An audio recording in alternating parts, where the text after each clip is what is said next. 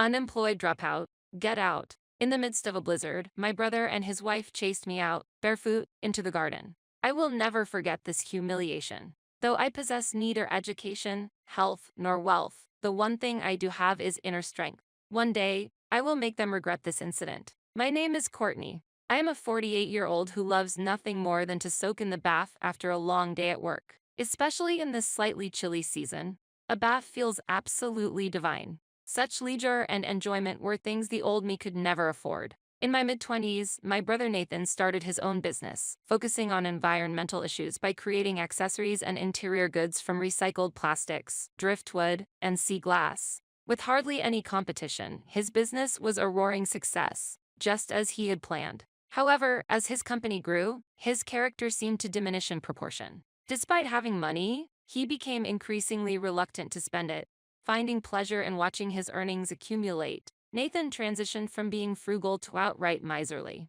I lived at home with our mother while Nathan lived alone nearby. But as he became more and more of a cheapskate, he made a habit of returning to our parents' house every Friday night, staying until Sunday morning to save on food and utilities, shamelessly exploiting the short distance to save 2 days' worth of living expenses, yet contributing nothing to our household. But we had no way to kick him out, as our mother, who had raised us single-handedly, was now bedridden with early-onset dementia. With my mother requiring constant care, barely responsive, I had no time to deal with Nathan. He took advantage of the situation and stole money from my wallet to satisfy his cravings, mocking my protests with taunts about my inability to survive without him. He felt entitled to look down on me because I suffer from a chronic illness, a type of autoimmune disease, that with medication and a balanced lifestyle allows for a normal life. However, any imbalance could land me in the hospital. If I were to be hospitalized or collapsed, I would have no choice but to rely on my brother. Since falling ill in middle school and constantly being in and out of the hospital, I ended up with only a middle school education. I did get employed, however my salary is quite modest. My adult life has been relatively stable health-wise, allowing me to keep working, but I could fall ill at any time. Thus, I skimp on food and utilities to save for the future, scraping by while Nathan squanders the money I painstakingly save. With no one else to rely on, I had no choice but to endure his dominance. Despite having no money, education, or a healthy body, I had to comply with my brother's demands. A while had passed and Nathan announced he had gotten married. How typical of him to inform us way after. Just thinking about what kind of person that brother would choose made me feel uneasy. I hoped she would be kind, but when he brought her over on his usual Friday, she appeared prim but was essentially a more intensified version of my brother. My sister-in-law, Janet, worked as Nathan's secretary. As a married couple where both are earning well, one would expect them to be financially independent. Yet, not only did they make their usual weekend visits, they also began coming over 3 times during the week, even when I was not home, using their keys to let themselves in. Previously, they would just eat and leave, but now Janet started bringing their laundry over to save on their water bill, gleefully noting the savings. To top it off, they even had me wash their laundry. When it dried, they would come over again to swap out the clean laundry for their accumulated dirty clothes. It escalated to them taking home toothbrushes I had bought in advance, and sometimes even bringing over a cooler to steal food from the fridge while I was away. It was beyond being miserly.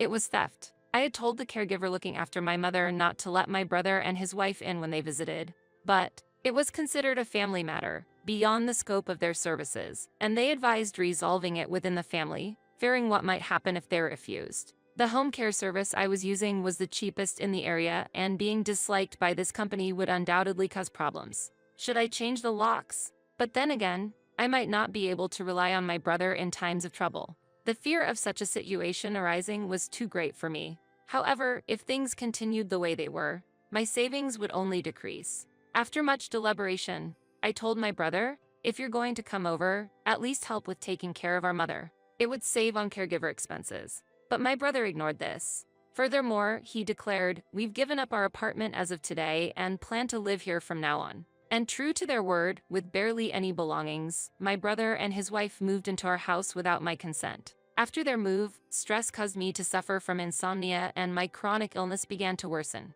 I started getting fevers due to fatigue but didn't want to take time off work. I wanted to save my paid leave for emergencies with my mother. However, my brother and his wife, unconcerned for my well-being, would send me out to the store even with a fever, and pushed all the household chores onto me without the slightest contribution to living expenses. Is there any way I could kick out my own brother without causing a commotion?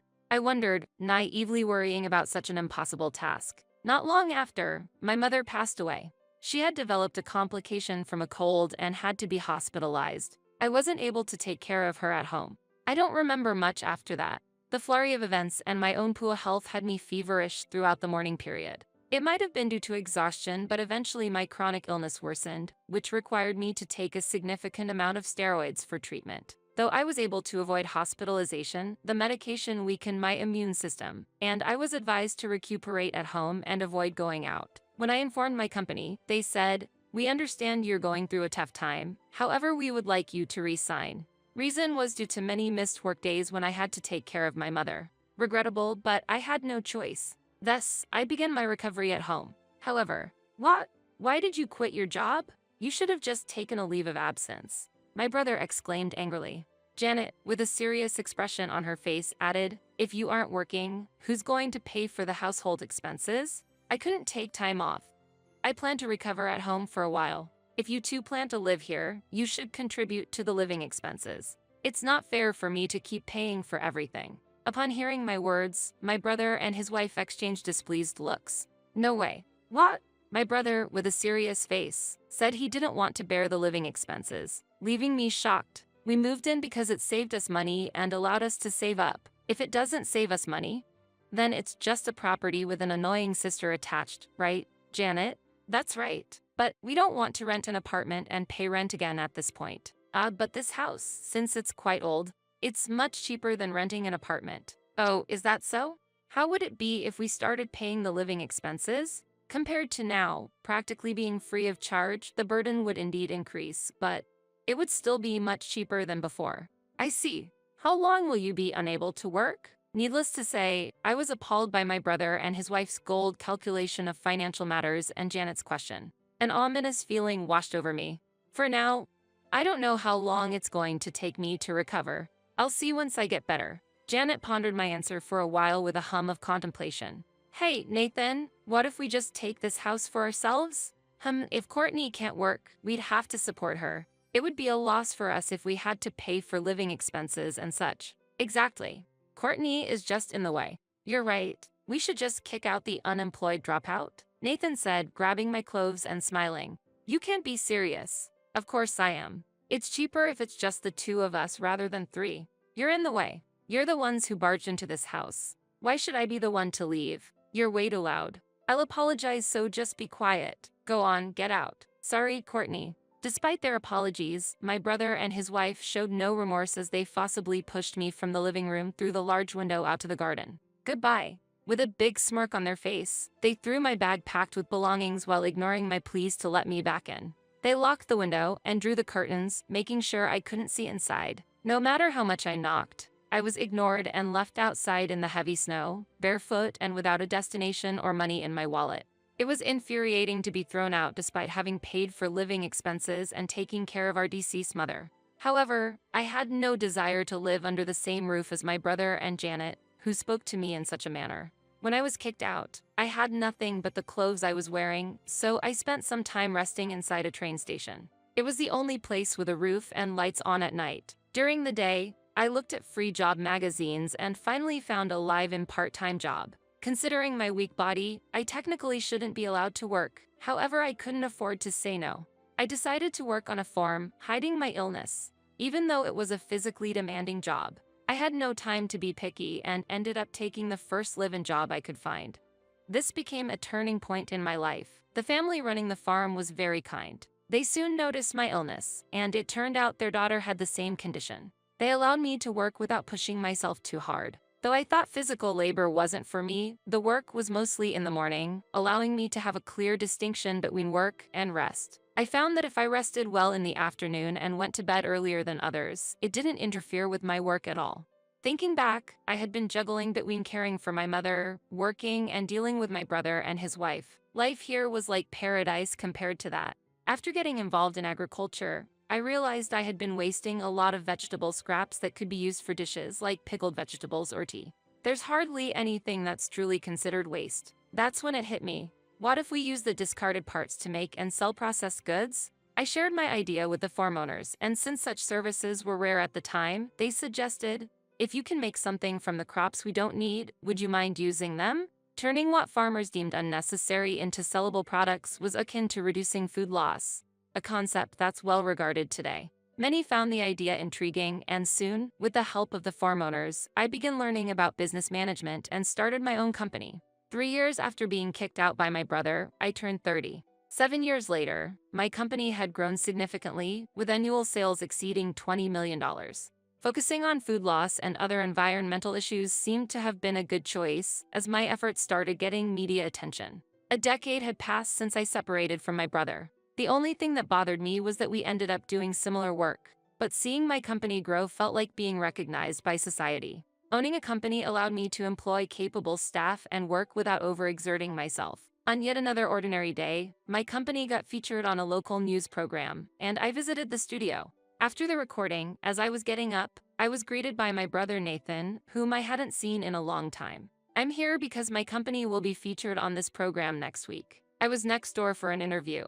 I heard you were coming, so I decided to show my face. You should be grateful, he said with a smug look. Janet, my sister-in-law, was there too. The staff seemed to know about our relationship and suggested, it's surprising to hear your siblings. Having you both on next week's show could be interesting. I didn't expect him to be here and it made me uncomfortable, but it was a good opportunity. Pardon me, but who are you? What?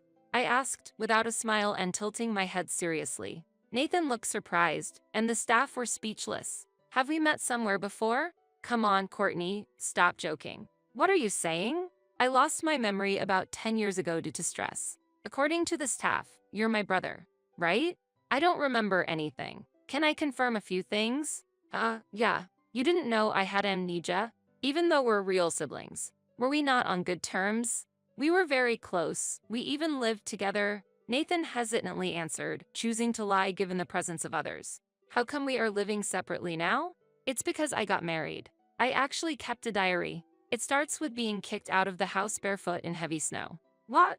You're also surprised, it seems? If you know anything, could you please tell me? If we were so close, why was I kicked out in the middle of winter? Was it some kind of incident? No, it's just... Apparently, a couple named Nathan and Janet suddenly moved in with me while I was caring for our mother, and eventually kicked me out. I asked without showing much expression, pretending to be genuinely inquiring about their names, causing a stir among the staff. The company president and his wife's name are Nathan and Janet, right? Clearly, both my brother and Janet realized they were being talked about and turned pale. After that couple moved in, I seemed to have become stressed and fell ill. I was forced to quit my job and even got kicked out of the house because they said it would increase their burden if I stayed. Quite scary if what's in the diary is true.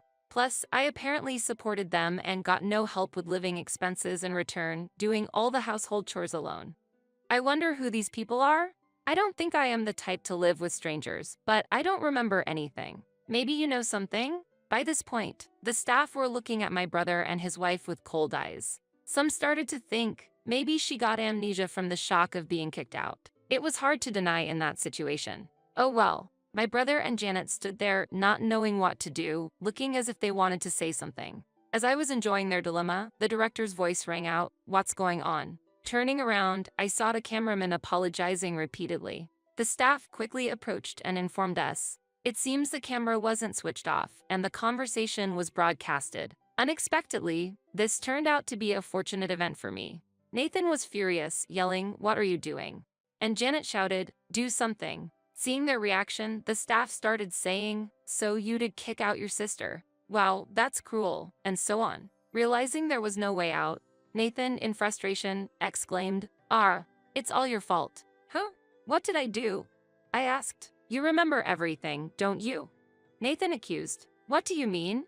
I would appreciate it if you could tell me. The moment I said that, my brother Nathan froze on the spot. He realized that explaining what he remembered would require him to confess his own wrongdoings. Janet seemed to realize the same thing and rushed over to Nathan, urging him to stop, saying, "Let's stop this. It could affect the company's reputation." Encouraged by Janet, Nathan muttered, "You'll remember this," and left the scene. Later on, the events of that day were published in a weekly magazine article. Of course, I was approached for an interview, but I stuck to the story that I don't remember anything. If I said anything, they would just deny it. However, an evasive answer from the perpetrator is just like a politician's "I do not recall." You say you don't remember, but doesn't your brother remember? They pressed, and as Nathan continued to give vague responses, his misdeeds were written up as if they were facts.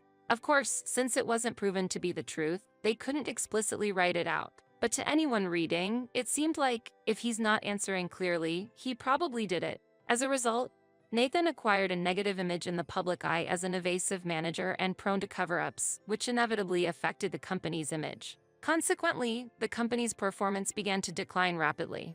The fame of being a young, handsome CEO vanished into thin air. On my end, I was seen as someone who must have gone through a lot of hardship to achieve success, which naturally led to good business performance. About 2 years later, Nathan resigned as the company's representative. Just having Nathan as the representative was creating a negative image for the company. So he was ousted by the vice president. I heard that a faction of vice presidents within the company wanting to remove Nathan even staged a coup d'etat. The company, struggling with continuous losses, couldn't pay employee salaries and had to reluctantly dip into the savings Nathan had been so reluctant to use. Nathan and Janet, now jobless, came to me begging to be allowed to work at my company. "Let's forget about the past. Can't you hire us?" I declined, saying, "I can't remember you and or the past you're asking to forget. Besides, we're currently cutting staff costs, so." The fact that the next day 15 new employees joined my company was a secret. Since then, I've ignored all contact from Nathan. There was a time I couldn't have imagined doing such a thing for fear of being abandoned by my brother.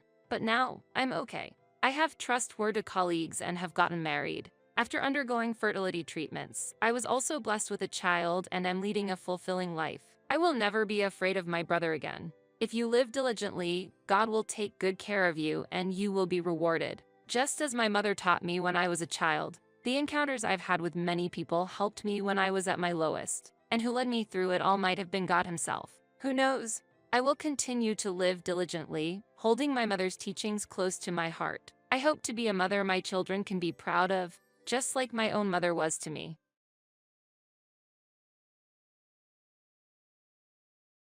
You're an adult. Don't rely on your parents anymore, you parasite. You're only staying in this house because you don't have to pay rent, aren't you? Such a spoiled excuse won't be tolerated. Get out right now. Michael's words were cold and sharp. They call me jobless because I work from home. Even though I didn't want it, they placed my mother in a nursing home. I couldn't take it anymore. Karen giggled, looking at me oddly. I truly couldn't understand what was so funny. My name is Rachel. Until now, I had spent relaxed days at my parents' home. Happy family days, always centered around the warmth of my parents. However, one day, an accident changed my mother's life. Now, she needs a wheelchair to go outside and can't move around the house without a walker. Still, I was always moved by her acceptance of this change. Alongside her, my father, Richard, has always been the strong pillar supporting our family. Yet, he's now in his 70s. His age never showed when he supported my mother, and he always appeared so reliable. That's why I've stayed home all this time, helping them. But all that changed with one unexpected event. Suddenly, my father collapsed and passed away. It was a heart attack. From that day, our home became even quieter. Amidst that silence, I was lost, not knowing what to do. The sudden news of my father's death was unbelievable for our family. Linda, my mother, was especially engulfed in deep sorrow and cried until the funeral. Seeing her like that broke my heart. Though I'm the eldest daughter, traditionally, the role of the chief mourner should be taken by the eldest son, Stephen. But he said, let Rachel handle that tedious task, and dodged the responsibility nonchalantly. On the day of the funeral, I didn't get a chance to cry until the moment my father was cremated. I was too busy with my duties. I couldn't stop my tears from flowing when reality hit me at the crematorium. Seeing me, Lisa, Stephen's wife, remarked coldly, "Aren't you embarrassed, crying so much as an adult?" Michael joined in, saying, "It's pitiful. I wish you'd calm down a bit." Despite being taken aback by their words, I took my mother's wheelchair and spent some quiet moments with her away from the crowd. We held each other's hands and shared memories of my father, his gentle smile, and the days we spent together. As we reminisced, Linda and I decided determinedly, from now on, it's just the two of us. Let's join our strengths and look forward. After the funeral, Michael and Lisa left without saying a word to us. I never imagined they'd leave so early, considering it was our father's funeral. With Dad's sudden passing, something changed within our family. Stephen's attitude especially felt somewhat distant, but Mom comforted me, saying, "Everyone has their way of grieving. Stephen is probably shedding tears inside." So I suppressed my feelings. After that, a quiet life began for Mom and I. I worked as a freelance programmer at home. My parents never truly grasped what I did for a living. However, since I consistently contributed to the household finances, they probably believed I was working genuinely. As I continued to do my programming work at home, taking care of household chores and caring for my mother became challenging. When my father was around, he handled most of the household work, but now I'm responsible for all household tasks and taking care of my mother. Still, I couldn't compromise on my job as a programmer. A significant issue was the debt my father had taken on as a cosigner for a friend. That friend of his ran away, leaving our family to shoulder the debt. My father, even after retirement, took on part-time jobs, trying his best to repay it. But with him gone, that responsibility fell on me. It was tough every day, but Mom and I were prepared to face any challenges together. I worked hard to repay the debts as the debt collectors came every month. It was nerve-wracking when the repayment date approached. Handling house chores, working, caregiving, and shouldering all these responsibilities were harder than I thought. But I didn't want to worry my mother. So, no matter how exhausted I was, I always tried to be cheerful around her. However, every time Michael visited, it felt like all my efforts went down the drain. His house is about an hour's drive from our family home. While I appreciate him occasionally checking on Mom, he always criticized my work. "Are you still obsessed with that keyboard job?" He always mocked the work I was seriously committed to. How many times do I have to tell you? I'm earning decently as a freelancer. Whether you like it or not, I'm choosing and walking my own path. Freelancing, to be honest, just sounds like you're showing off, doesn't it? He sarcastically remarked as usual. Michael has always been the perfect son, admired by everyone ever since we were kids. I've always been compared to him, often recognized merely as Michael's sister. Just like always, his visit started with some nitpicking towards me, but today, he seemed to have something serious to discuss with Mom. After a brief exchange, he swiftly moved to her room. I was a bit curious and discreetly observed what was happening inside. Michael, looking a bit disgruntled, was voicing his concerns about my work. "Isn't it because you've spoiled Rachel that she hasn't taken on a proper job?" His voice was filled with clear dissatisfaction. Our mother, with a look of acceptance, took a deep breath and responded, "I may not know in detail what Rachel is doing, but I believe she's chosen her path and is doing her best. If she's happy with it, that's what matters to me." Michael frowned at her words. "But isn't it your fault that Rachel's always cooped up at home? For Rachel's sake, maybe it's best if you move to a senior home." At that moment, I felt a strong urge to defend my mother and share my determination. I chose to be a freelancer, captivated by the flexible hours and the allure of programming. The time I could spend with my mother and being able to support her were part of that decision. But they weren't the only reasons. I impulsively opened the door and, as I walked toward my mother, I said, "It's not because of you that I chose this path, Mom. I chose this job because it's the right one for me." Linda smiled with gratitude. "I know you didn't choose this just for me, Rachel." With Michael's surprised face in my peripheral view, I continued, "I never see you as a burden, Mom." My mother gently held my hand in response to my words. At that moment, I felt our bond has deepened more than ever before. "Rachel, thank you. I'm so grateful for all the care you've given me with all your heart. But I want you to have more time for yourself." Tears welled up in my eyes at her words. "Rachel, you're an adult. You should be shining in a bigger world. There's no need to be tied down to this house." His voice was as stern as always, but there was a hint of concern. After he escorted me out of the room, Michael began discussing moving our mother into a senior home. Before I knew it, it was decided that she would live in a new place. The house felt so quiet and lonely compared to the times when our family was together. Sometimes when I visited Mom at the senior home, I felt relieved seeing her chatting happily with new friends. However, somewhere deep down, I felt angry that Michael had made the decision on his own. One day, I received an unexpected call from Michael. "Keep Sunday free," he said without checking my availability, and hung up. I was fed up with his domineering attitude. Come Sunday morning, Michael and his wife Karen arrived.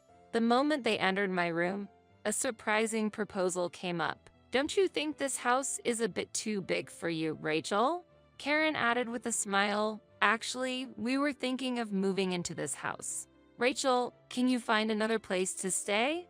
I was taken aback, and all I could mutter was, "What?"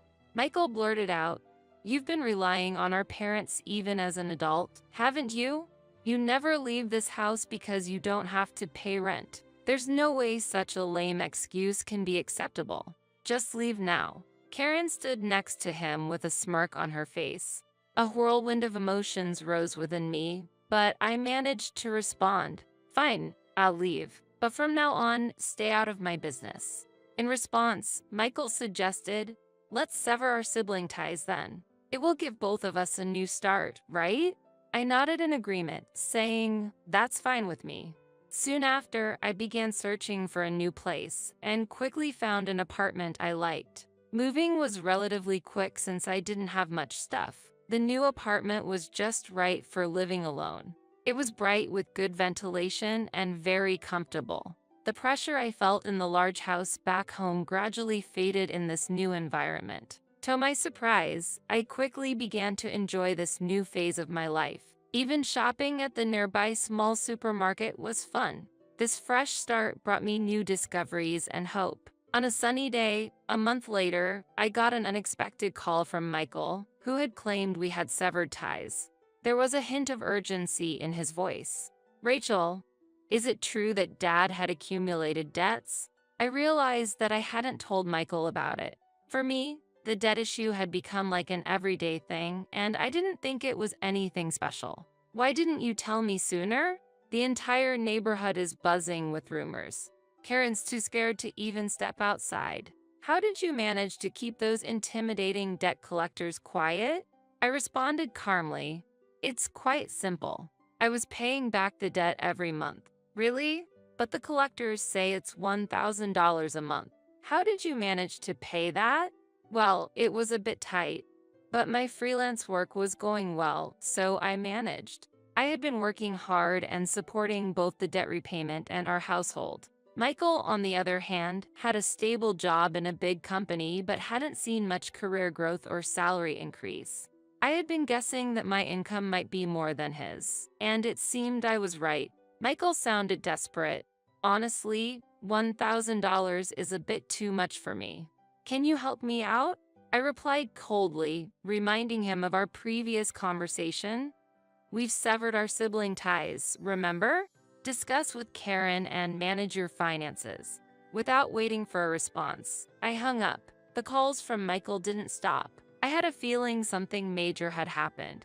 The next morning, the doorbell rang. Looking through the peephole, I saw Michael and Karen, both looking quite remorseful, holding a gift probably as a token of apology. They had learned my new address from Mom and came over. Without opening the door, I spoke through the intercom. "Why have you come here?" I asked. Tears were evident in Michael's eyes as he said, "I'm really sorry. I have no one else to turn to. Please help me." Karen was also bowing her head in the background. It seemed Michael had made some bad investments and lost a significant amount of money. Their plan was to take over the family home, cut down living expenses, and repay the debt with the inheritance from our father. The whole idea of moving Mom to a nursing home and driving me out of the house was all Michael's plot. But all they found from our father's inheritance was a massive debt. I thought we'd claim the house and pay back the debts with Dad's inheritance. I had no idea all he left behind was this much debt, he said, his voice choked with emotion. However, we had decided to cut ties as siblings. Don't you remember? We decided we're not siblings anymore. If you keep bothering me, I'll have to talk to the police, I said coldly, dismissing them both. I could tell from their expressions they were devastated, but what happened to them was none of my business. A while later, during a walk near my old home, I discovered that it was up for sale. Surprised, I spoke to a neighbor who told me about the constant confrontations between Michael, Karen, and the debt collectors. They seemed to have disappeared suddenly, possibly due to their financial troubles. I just hoped they were happy, wherever they were. My life, on the other hand, was fulfilling. The work was busy. There were plenty of delightful events to keep me going, especially the times I went out with friends from the tennis club or the wonderful dates with a special someone I met there. I shared the news with Mom, saying, "Mom, I've met someone." She smiled happily and said, "As long as you're happy, I am too." Her words filled my heart to a brim. I'm looking forward to the future, walking side by side with the person I've chosen to share my life with. My future looks bright,